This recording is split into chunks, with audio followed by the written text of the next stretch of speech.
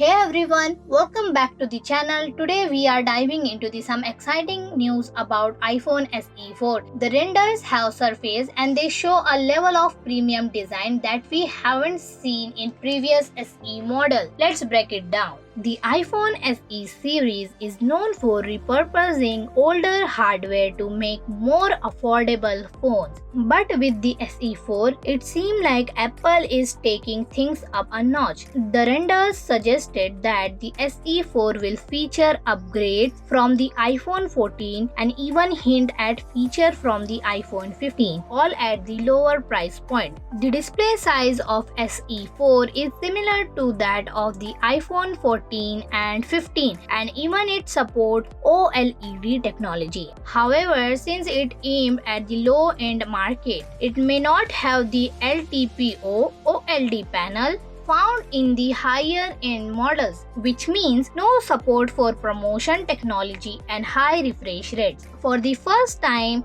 an iPhone SE model, we might see Face ID making an appearance, replacing the outdated Touch ID. There's a welcome upgrade to the USB-C port at the bottom of the phone, similar to the iPhone 15. If you look closely at the renders, you all notice what seems to be an action button similar to the one introduced with iPhone 15 Pro models. This could add a new level of functionality to the SE4. On the back, there is a single camera cutout housing a 48 megapixel camera, promising great photo quality. And these renders have definitely sparked excitement among the tech enthusiasts. If you notice any other interesting details in the renders, be sure to share them in the comments below. Don't forget to subscribe for more updates. I'll catch you in the next video. Thank you so much for watching.